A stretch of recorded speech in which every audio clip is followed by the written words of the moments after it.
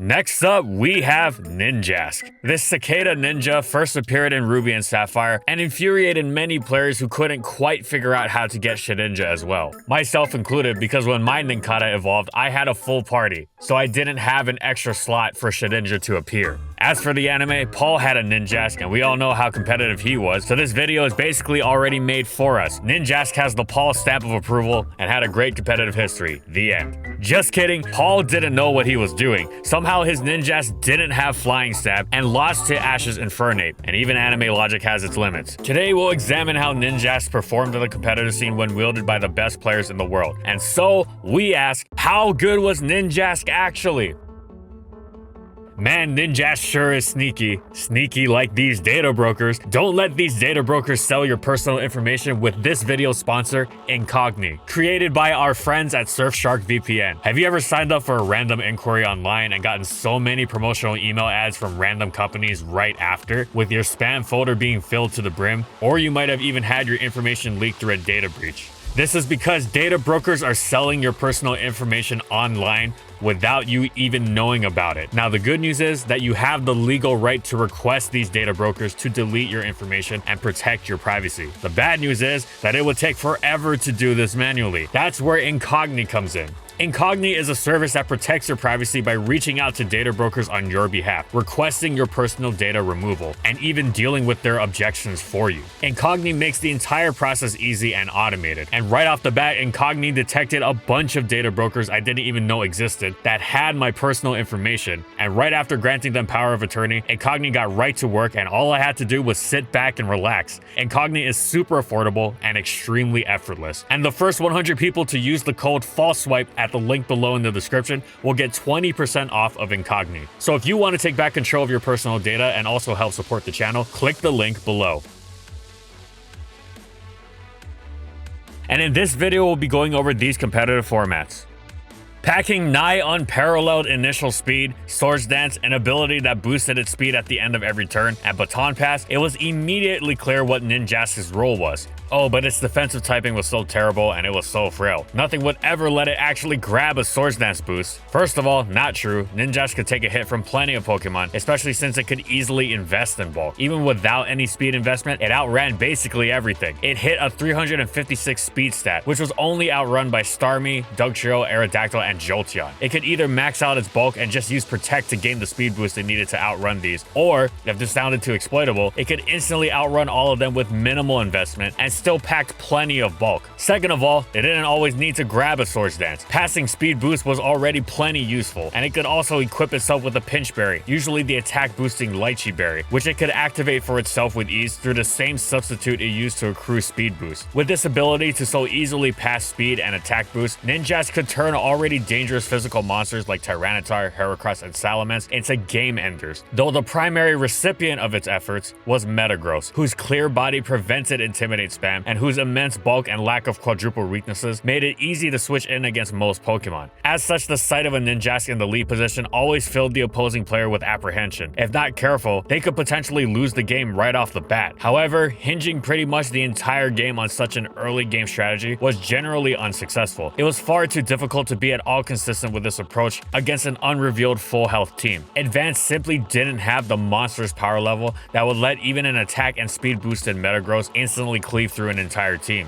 That is, if you weren't foolish enough to let Ninjask grab several Swords Dances, which most players weren't. In fact, if you knew what you were doing, you welcomed the sight of a Ninjask lead, as there was a solid chance your opponent wouldn't be very good and that you'd have a free win. As a Swords Dance passer, Celebi was generally preferred. Its immense defensive utility allowed it to threaten its SD pass antics throughout a game. And as an all-or-nothing game-ending attack and speed booster, Belly Drum Smeargle had an easier time setting up and passing. However, going for instant all-or-nothing attack boosting passes wasn't the only thing Ninjask did. The other thing it did, which was much scarier, was function as the speed passing component of a full Baton Pass chain, a team entirely dedicated to passing boosts between each other until pretty much every stat was maxed out and they could pass to Zapdos and sweep the entire opposing team. This doesn't sound that threatening at first, but picture this. Every Pokemon on the opposing team is boosting their defenses, like Vaporeon's Acid Armor, or Marwile or Scizor's Iron Defense, or Celebi or Mr. Mime's Calm Mind. You can switch to a counter Pokemon, but they were always faster than you, and will simply Baton Pass to a Pokemon that counters yours.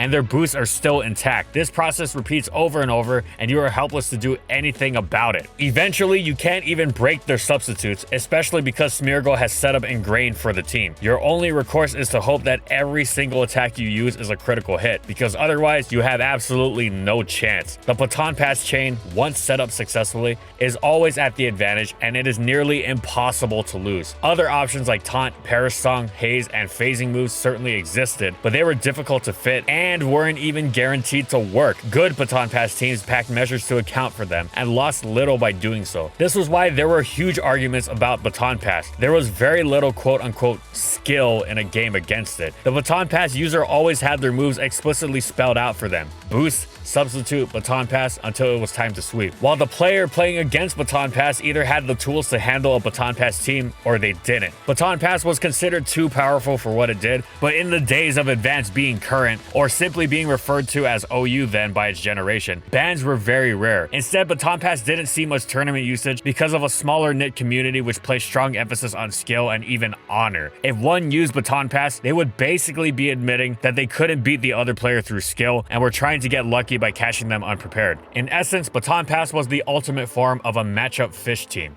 And all of it started because Ninjask could protect and substitute and effortlessly hand off speed boost. It wasn't that the strategy couldn't be dealt with, it was that it was too difficult to reasonably deal with the strategy, especially when already tasked when trying to deal with the rest of the metagame. Eventually, as Advanced became modernized, the player base recognized that new players would not be dissuaded by notions of being dishonorable, and that tiering action was necessary. Ingrain was banned on Smeargle in the hopes that that would be a sufficient limiting action, but that wasn't enough, and Ninjask continued to lead baton pass teams whenever there was a player wishing to fish for a matchup win. Other problematic forms of baton pass existed too, of course, most notably drum pass Smeargle, but full chains continued to pop up on occasion to snatch a win and infuriate everyone. Eventually, an old school style ban was enacted. The German player base, well known for being amongst the best players of the current gen advanced era, had used to play with a limit of 2 Pokemon using baton pass per team, as they recognized how badly BP teams potentially ruined the game otherwise. This set the precedent for the new ban, which limited teams to 3 baton pass users. Furthermore, Smeargle was banned from using baton pass. However, even when limited in such a guise, baton pass continued to be a massive overbearing pain, and though it wasn't mandatory, Ninjask was a huge part of it. For the first time, it actually started seeing use outside of the lead slot, as the player base recognized how terrifying it could be late game. Against a weakened team, when it could pick its spot, Ninjask quickly became known as one of the most effective Dugtrio punishers around. As BP continued to be problematic even without Ninjask, although it certainly exacerbated things, it was addressed once again. Mr. Mime and then Soundproof were banned, which still effectively meant Mr. Mime was banned. And if any sharp viewers are wondering why this isn't covered in our Mr. Mime video, it's because this development is even more recent. Anyway, these Mime bans came about because the baton pass limits per team and on Smeargle were lifted, but now only 1 Pokemon per team could pass stats, and it was only 1 stat that could be passed. What this meant was that Ninjask could be used, but it could only pass speed. It couldn't even hold a Pinchberry, let alone use Swords Dance. Only passing speed wasn't much of a threat when the recipients weren't able to boost other stats and then continued to pass them on. Ninjask had at long last been neutered to the point of becoming a worse agility pass Zapdos. After a decade of haggling, the problematic aspects of BP were finally gone, and though this meant Ninjask no longer had a place in OU, that didn't remove its decade and a half of terror. For a Pokemon with such terrible stats, it sure was scary to see sometimes. And so Ninjask's debut generation was quite interesting.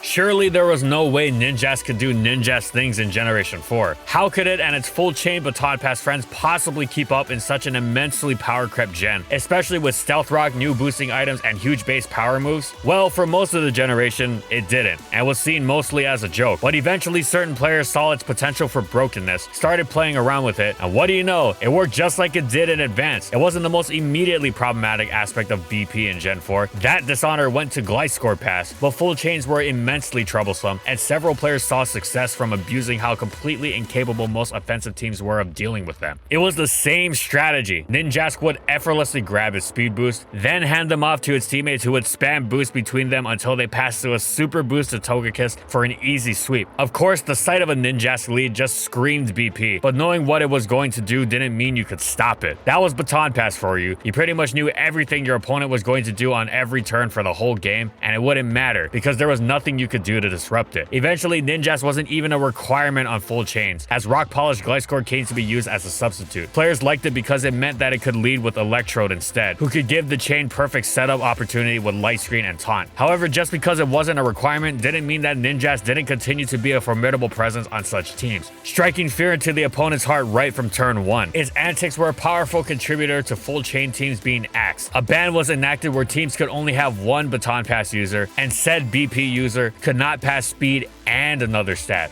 Full chains were gone, Gliscor pass was gone, problem solved, right? Nope. It took a while, but eventually Ninjask as a mid-game standalone speed passer started being used. Just like in Advance, it was quite threatening when it faced off against a weakened team it got to pick its spot against. It passed speed boost off to Swords Dance Marowak or Belladron Poliwrath, and that be good game against a lot of teams. This was all thanks to Ninjask's unmatched efficiency and accruing speed. No other Pokemon could set up as instantly and effortlessly. As a result of these antics, Baton Pass was banned in its entirety for Generation 4 OU, and so Ninjask's sophomore generation sure was something.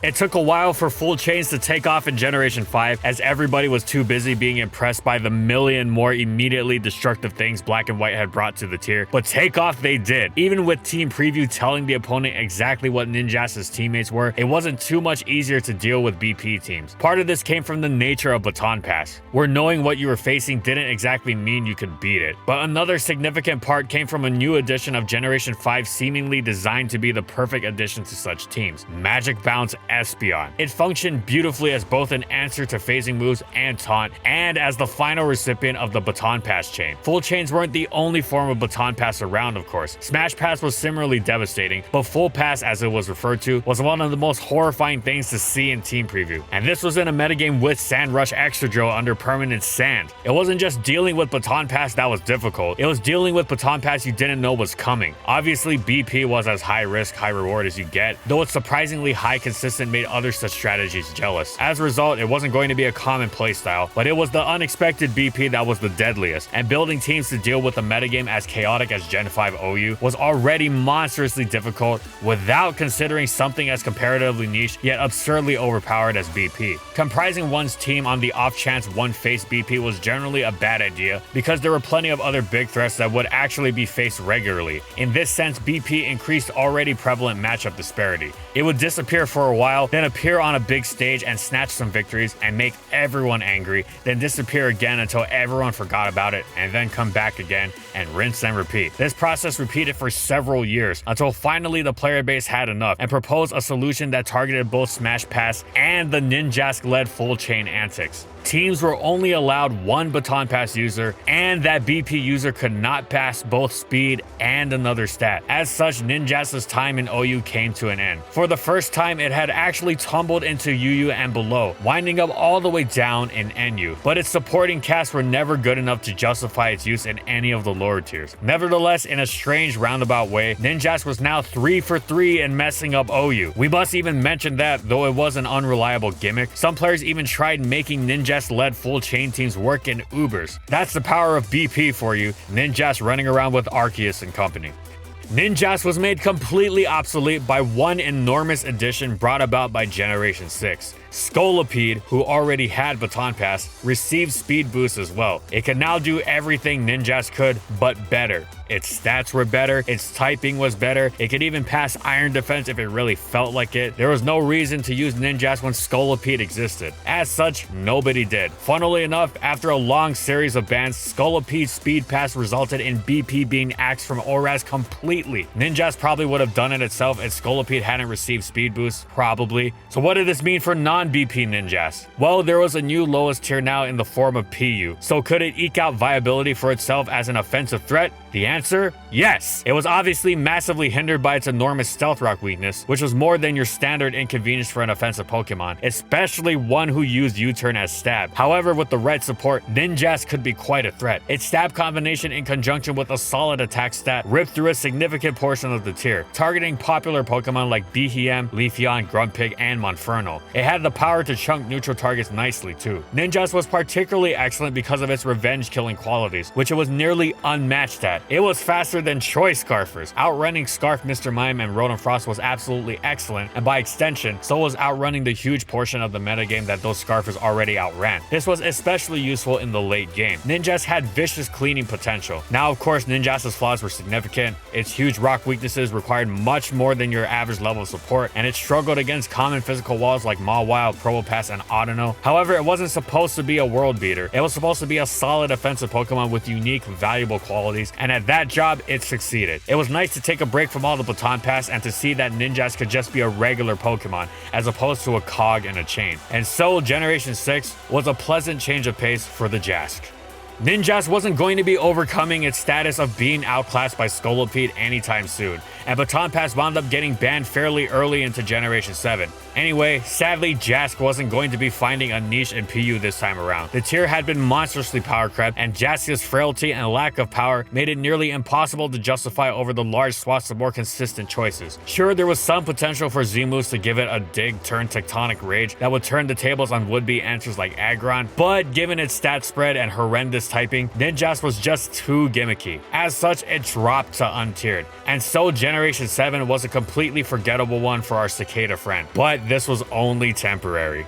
For although Baton Pass was banned in Generation 8, Sword and Shield also added a new item, Heavy Duty Boots, which allowed Ninjask to circumvent its long-standing enemy, Stealth Rock, en route to becoming its best self as a lower-tier physical attacker, especially upon receiving excellent new Flying Stab in Dual Wing Beat. After the Isle of Armor tier shifts, Ninjask was instantly seen as one of the most terrifying threats in PU. It zipped around, U-turning on the whole metagame, wearing everything down until the late game, at which point it would use the fact that it outsped everything by a golden mile to clean up effortlessly. The player base was so terrified of it that they voted to potentially ban Jask right away, but it just barely avoided the ban hammer for a week, at which point the player base realized they had made a horrible mistake and near unanimously banished it to the Shadow Realm. The problem was that Ninjask's checks were few and they were unreliable. One had to either use substandard Pokemon like Mawile or temporarily not lose to it with Marini, which was not exactly reliable, or use Rocky Helmet ground types like Stunfisk and Sandslash to at least somehow punish Ninjask. This was decent, but those Pokemon lacked recovery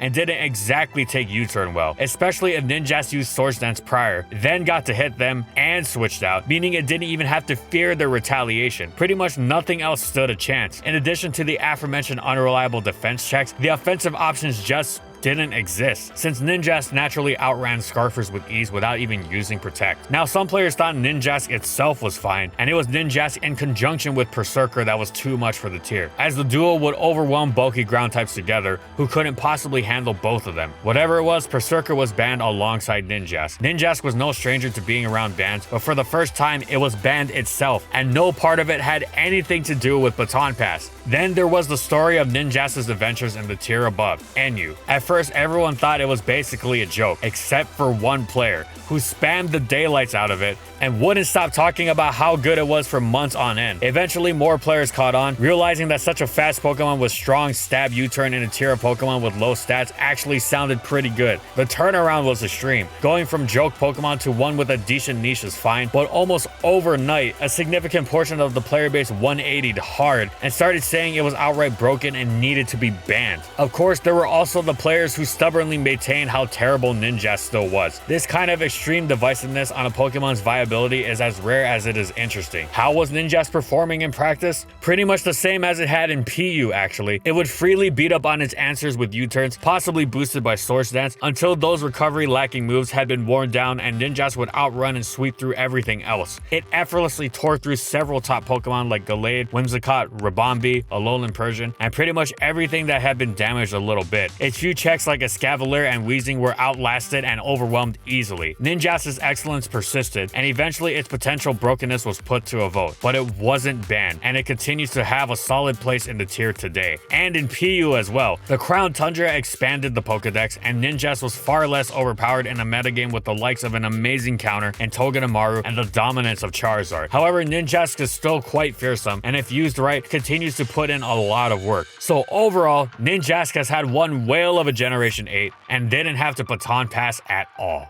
And that's it. So how good was Ninjask actually? Well, it has been possibly the defining baton pass Pokemon, being a major part of what made the strategy so overwhelmingly broken in 3 generations. It was eventually eclipsed by Scolipede, but then made a name for itself as a genuinely good offensive Pokemon in Oraz PU. It basically took Gen 7 off, but roared back with a vengeance in Gen 8, getting banned from PU and almost getting banned from NU, without needing baton pass at all. Ninjask is a unique Pokemon. It has caused infuriation and calls for bans like few other Pokemon have, but one thing's for certain, its competitive history has always been interesting. Thanks for watching, everyone, and as always, if you liked the video and you want to see more, be sure to subscribe to False Swipe Gaming for more weekly Pokemon content, and in the comments I want to know, what do you think about competitive Ninjask? What else would you give it to make it good without it using baton pass? Whatever it is, let me know in the comments. And also, thank you so much to our patrons for continued support of our videos, and thank you to everyone else watching as well.